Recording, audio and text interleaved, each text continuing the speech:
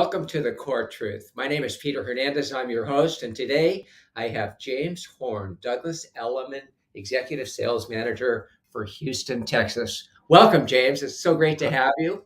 Hi, Peter. So excited to be on. Yeah, I can see. Wonderful. Hey, listen, a lot of people don't know you, James. Why don't you talk a little bit about your background, how you got into the business? And a lot of you people don't know this, but you actually left the legal side of the world. Yes, the two most loved professions, legal lawyers and realtors. So I just wanted to really stick with both of those, right? So my background, I went to the University of North Texas. I put myself through undergrad by actually being in apartment management, which never thought I would be in, but it was a lot of fun and put me through school. Graduated and I thought, okay, now what? What am I going to do with the rest of my life? So I went to law school. I graduated and I had the amazing opportunity to work for the Innocence Project, where I got to meet a lot of amazing human beings that made one bad mistake in their life. And that really uh, made me love kind of working with people who, helping them out of bad situations. And so when my mom passed away right before I graduated from law school, I moved back to Houston and got a chance to work at the DA's office here. So I really enjoyed working in a courtroom. I specialized in litigation and negotiations.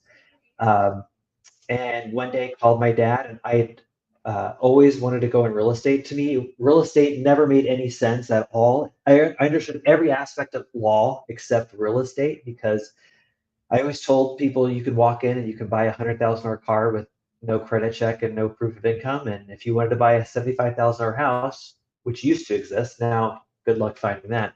Uh, it took an act of Congress and a drop of blood.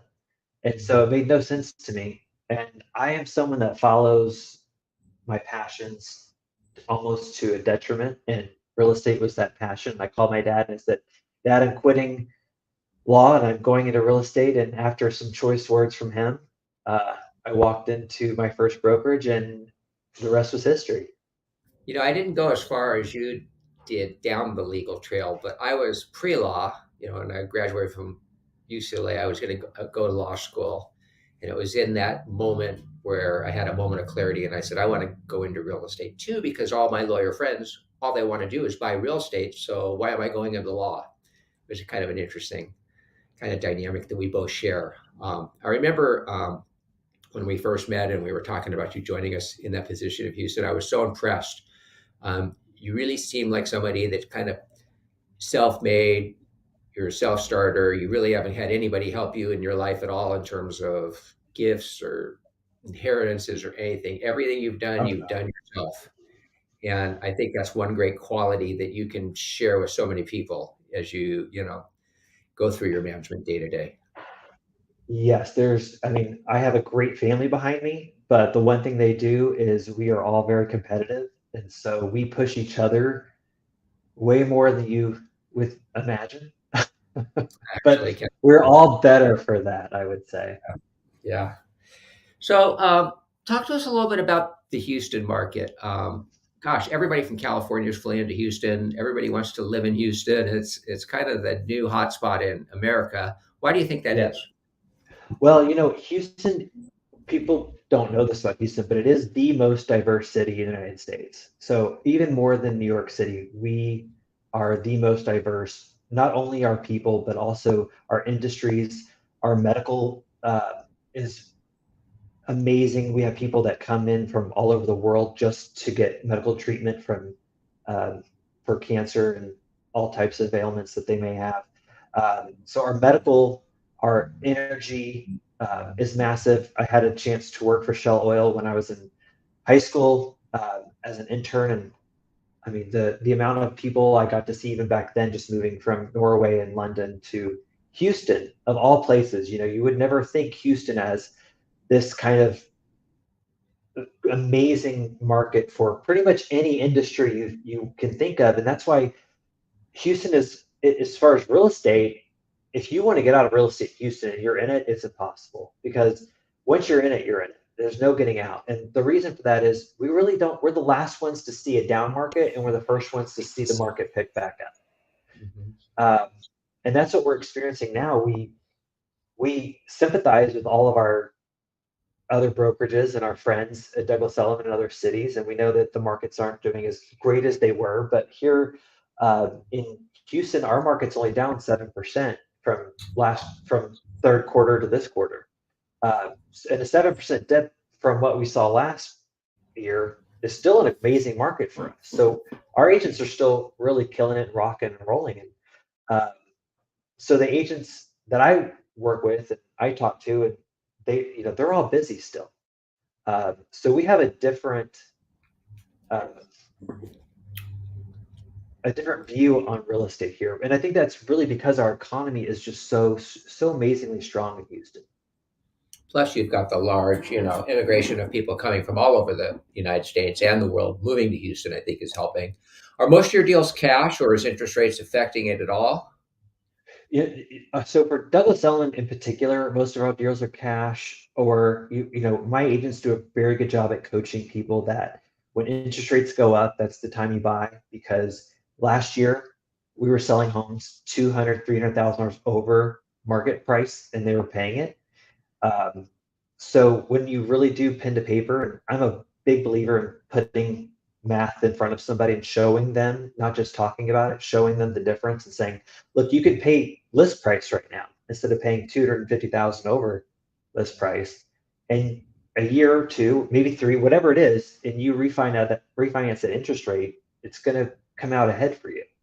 Uh, and so, we are still about over 30% cash, which is amazing. I don't know where these people get so much cash from, but we definitely never turn away cash, and we don't turn away loans. Yeah, We'll well, it sell does. to anybody. It does feel like there's a lot of money out there in the marketplace. Well, you were an amazing sales agent. You have one of the most viral videos ever produced as an agent out there.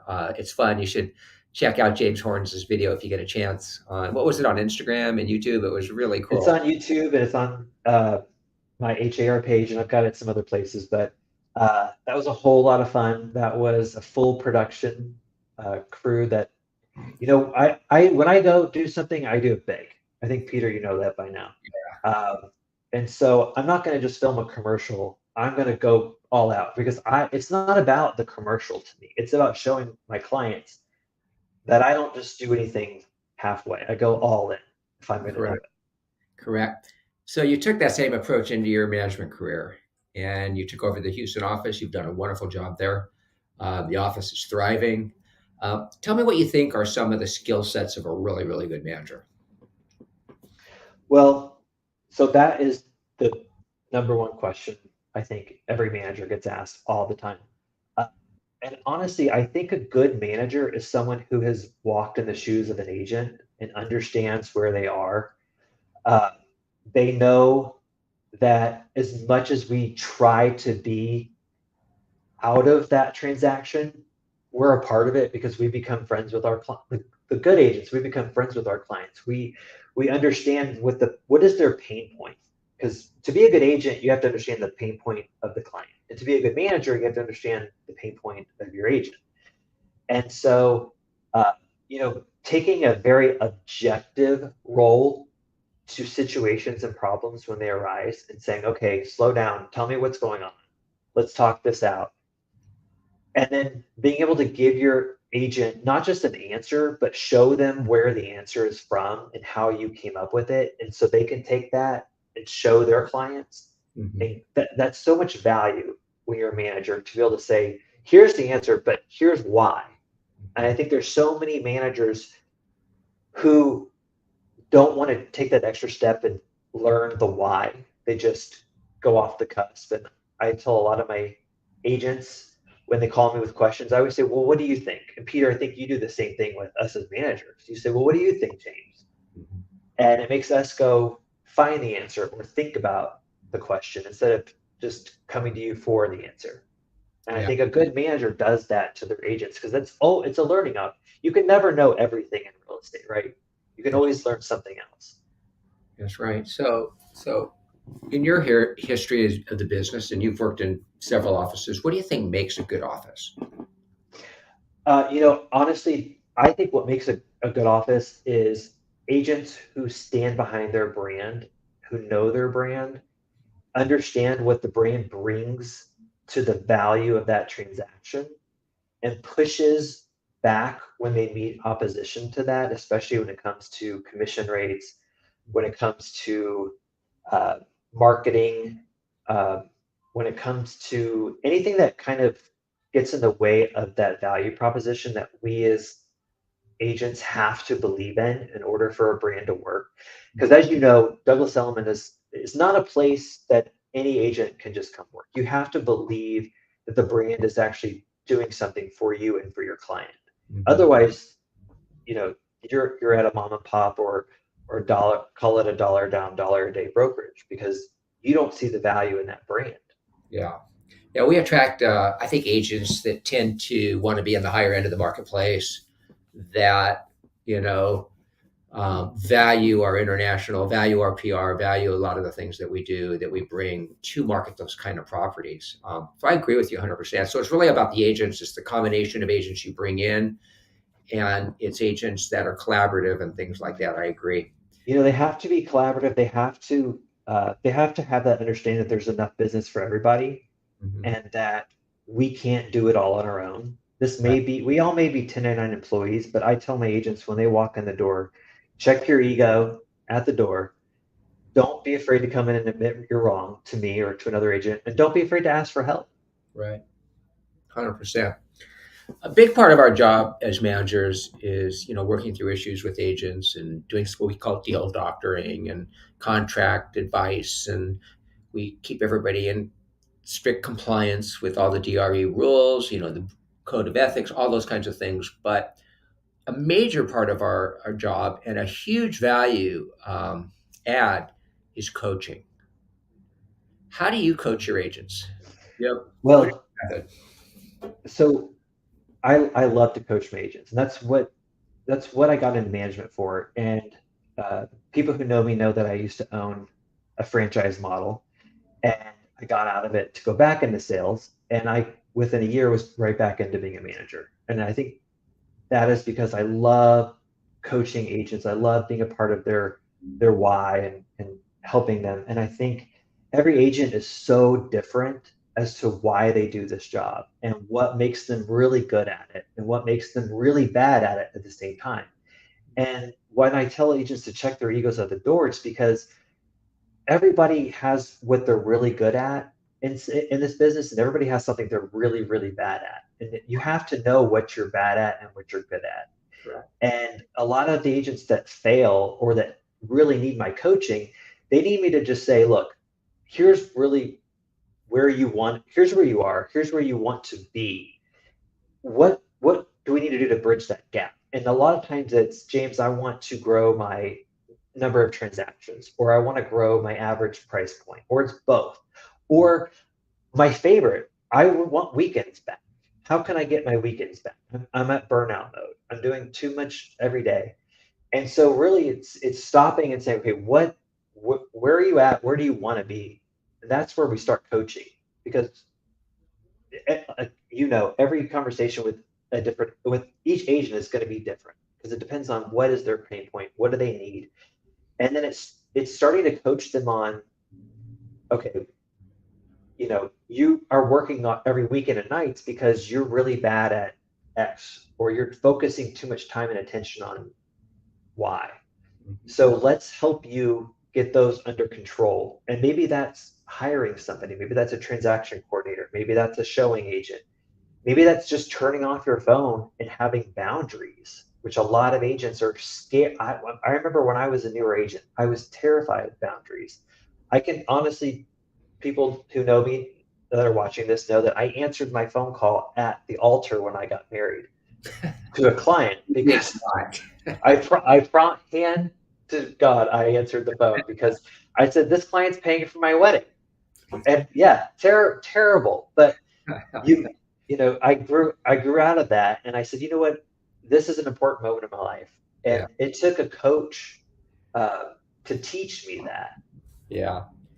So you're big on teamwork and delegation, and I think that just falls right into line in coaching agents and how to get them to move forward to the next level. Because if they don't start building a team around them and they don't start delegating, then they're going to sort of be stuck because they're not going to have weekends, or there's only so much you can do. How do you get agents to let go of things that they're so used to doing themselves? It's so difficult. And when I came on to Douglas Elliman, I have an agent who I adore so much. I won't say her name because she would kill me, but she is someone who it was so hard for her to let go. And I helped her get into a coaching program. And I basically, she would call me, I would say, you have to you're not allowed to do this. I'm not going to let you. And you have to show them as soon as they let go and they start to realize they don't have to do that part of the job, they can trust someone. Then it's almost impossible to get them to go back to even doing that task because they're like, finally, I don't have to do it and I trust somebody. It's like it's almost they're too scared because they don't trust other people. And I think that's part of being a 1099 employee, but you can't do it all. And there's a book that I love called The E-Myth Revised. And uh, if you haven't ever listened to it, it's an amazing book. And the author teaches you, it goes into a story about a bakery woman who she owns a bakery. And during the morning, she'd show up at 5 a.m., she'd bake everything, and then she'd sell it all day long. And then she'd have to stay at night and do all the accounting. And then she'd have to go buy all the products. It taught her the theory behind it is you're a good baker. Just bake the food. Let other people handle your Right, accounting. right. So true, so true. But I know that difficulty, like an agent hiring their first assistant or thinking that they can do marketing better than their marketing coordinators who are schooled in marketing. I mean, just so many things that we need to work on. Um, there's a lot of agents out there struggling right now, James, and maybe less so in the Houston market because your market's a little better. But I can tell you around the country, agents are struggling. And in your opinion, do you think that they're resisting certain things, or what do you think it is that's Oh causing them yeah, to resist? they're definitely resisting it. So you know, getting having sales, real estate is not rocket science. It really hasn't changed a whole lot. Now I say that obviously there's on new online tools and all these things that come around every year. It seems like there's some brand new way to get real estate and get rich quick in real estate. And it's the people who are consistently doing the old, I call it the old school and the new school hybrid system of getting their business. And you have to remember the fundamentals of real estate still work. Um, Open houses. I am a open house firm believer. I think they're the best way to get out and meet the neighbors, shake hands, kiss babies, get business. Because if you're a good agent, you're probably an extrovert, right? So, in my opinion, it's like go out and meet people and stop hiding behind these online leads that cost a fortune, and you're lucky to get a 1% return. Mhm. And when I coach my agents, I always tell them, you have two ways in this business to make money. I call them you either can be a pay-per-click agent or you can be organic. It's kind of the Google terms. You can either buy your way to the top or you can organically create a business. And agents right now, they're not focusing on the organic way, which is open houses, it's getting out, it's what do you like to do that you're around other people where you can say, you know what, I like to go run. So I'm going to start a running group.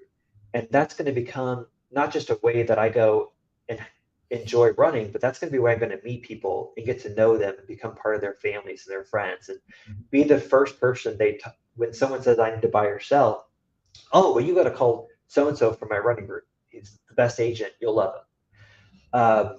So it's really focusing back in on those organic ways, and there's so many of them. Do you think agents are resisting these things because there's fear in being rejected, or there's some fear involved with picking up a phone or being There's vulnerable, a or something there's like a there's a definite fear, and what I when I tell my when I talk to my agents about this, it's so easy to just pay for a lead, for like Zillow or what. I won't go into all of it, but it's so easy to just pay for it because you can hide behind the phone, you can hide behind your credit card.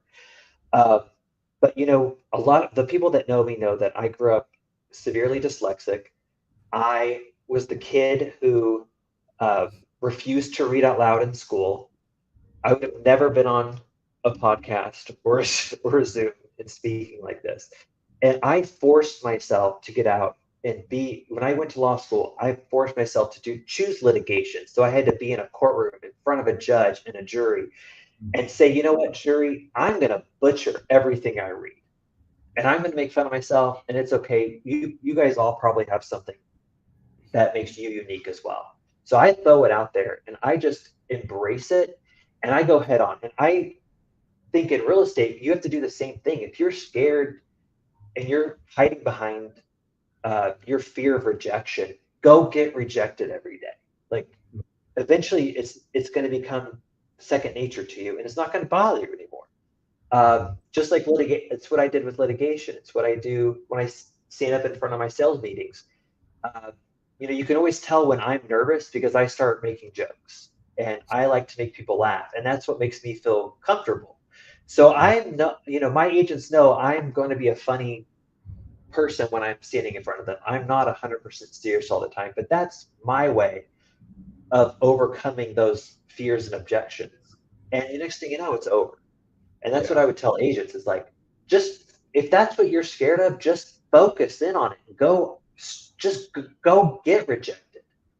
So is lead generation, when you really break it down to its most simplest form, is lead generation really about just facing your fears and doing the things you don't want to do?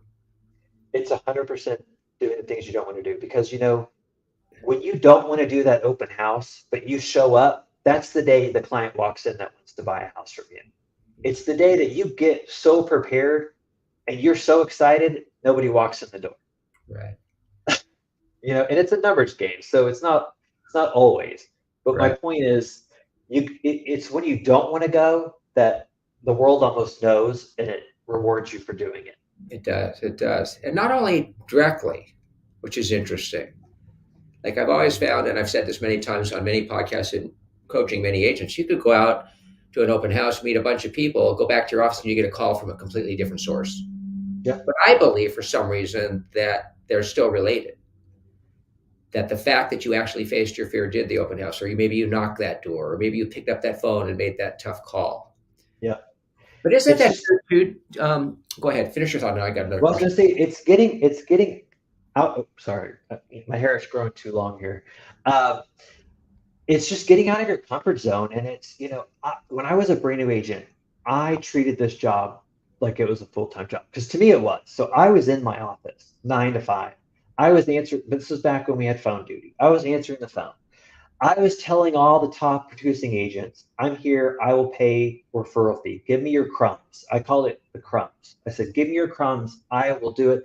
And I remember it took no time when I had that mentality about real estate Mhm. that most realtors don't have. They don't have that 9 to 5 mentality. They don't treat it like it's a full time job. But when you do, I remember it was within 4 or 5 months at my old office, they would put the top 5 agents around the whole office. And I Mhm. remember my broker put it up, and I was running around pulling them off the walls because I didn't want the agents to know I was outperforming because I Wow, was eating their crumbs. that's right. That's amazing. That's amazing. So, if you were to give an agent three pieces of advice, like you were going to say, here's the three things I would do no matter what would you tell agents? I think number one is open houses. I think they're fundamental to real estate because you make your sellers happy. You meet sellers around the neighborhood. Uh, people, if you, I always tell my agents, doing open houses is strategic. Pick two solid neighborhoods that you want to be known around and just do them in those neighborhoods. So every weekend, when people are driving around, they see your directional signs. And you may not have any listings, you may be holding them for people in your office, but if they see your name on every corner, they're going to associate you with that neighborhood. So I would say open houses, number one, fundamental to real estate. You should be doing them. The second is find a passion that you really enjoy and turn that into a a way to meet people and bring them into your circle. And obviously it can't be, I love to scuba dive, but that you're not going to meet a whole lot of people 40 feet under the water. So try to find something that you're interacting with people every day. It's hard to write under, are you looking to buy or sell while you're 40 feet underwater? But you could do it if you wanted. I used to Uh, call it board meetings when I was surfing. We call it board meetings. yeah, I mean, an agent who she loved to dance, but Yeah, she didn't want to spend the money on a dance class. I said, it's not a dance class. That's a networking event. I that's said, right. join the dance class and make sure you meet everyone in that dance class and make sure they know exactly what you do. We had an agent that was she was actually married to, I think, was it Bill Buckner, the famous Red Sox that the ball went between his legs. I forget the story, but she was the wife of him, and she used to go to the gym, and she did all of her business while working out. So I have great. agents that get clients just by walking the track in Yeah, Houston, yeah, So it's like just get out and whatever you like to do, because if you choose something you don't like, you're going to do it once or twice, you're never going to do it again. So choose something you enjoy. And my third would be is to just get really involved in charities, because you're going to meet I agree. so many amazing people, and it's also a great way to give back to your community, and it's a networking event. And I hate to put charity and networking together, but that's what it is. Yeah, And it's so important that we as humans give back. And when you give back, you're in a good mood, you're around good people. And that's such an amazing way to build a sphere. 100%. All right, James, here's your last question. I didn't even warn you for this one. What is your superpower? If you were to say you had one superpower, you're the Marvel realtor star. What is your superpower? Well, uh, oh, that's a hard question. I have so many of them, Peter. I can't think. Uh, You're you lucky. know, I think my superpower is just really helping agents understand that this isn't rocket science and they can do it if they just put their effort in, and helping them understand that this, again, this is, I always say, I probably said 4 times on this podcast, we're not doing brain surgery. Uh, but agents tend to overthink it in such a way that they talk themselves out of doing what they should be doing. And I love to just sit with an agent and bring them back to reality and say, this, you can do this. You can be a $20 million producer without that much effort. You just got to treat it like a full-time job. And so I think my superpower is just sitting down with people and making them feel good about what they're doing and that they can actually achieve their goals, or even helping them realize what their goals should be. Well, I'm going to tell you what I think it is, and I remember it from our meeting. And you're you're somebody that is open to learning, doesn't feel like they know it all, and yet is very learned. You know what I mean? Or learn it, I guess the word is. You're somebody that is vulnerable. You're not afraid to tell people who you are. You know, that makes you very approachable and makes people lean in to what you have to say. And the other thing is, I've always enjoyed about you is you're very coachable. You're somebody that you really, really. And this is something I struggle with. I bristle at criticism. You not so. You embrace it. You look at it. I think you apply it if you think it works, and if you don't believe in it, you don't apply it. But you're open, and I think that's one of your amazing superpowers. So I And think it seems, because of all that, that's why you're a good coach, because you can I open mean, people up to talk. you have to be vulnerable, and you have to, when I used to stand in front of a jury and it was me and I was saying, look, here's my downfall, I'm going to butcher everything I read to you, and the guy next to me is head to toe gold Rolex, the whole shebang. He's trying to perceive himself as this, I'm so amazing, I can do no wrong. I'm going to be the one that's more relatable to that Believe jury, and I feel like, and believable, because no one's perfect. And right. it's the only way I could myself get up and get in front of those people, because I'm not someone that can stand in front of a group of people and just say, I'm perfect, you should believe everything I say, here's what I think, here's what I've researched, prove me wrong, and I'll add it to my dictionary of what I was wrong about. I love it. Well, James, thank you so much for spending a half hour with us here on The Core Truth. It's really, really an honor to have you. You're such a stand up human being, and you've done such a great job in Houston for our Douglas Elliman office. I know the agents all love you. You're a great, great, great human being. And I know I can tell I enjoy working with you a ton. So thank you so much. Thank you, Peter. I enjoy working with you. You know that. I tell you that all the time. Yep. Well, thank you, everybody. This was another Core Truth. James Horne will be back next Thursday for another. So we look forward to seeing you all then.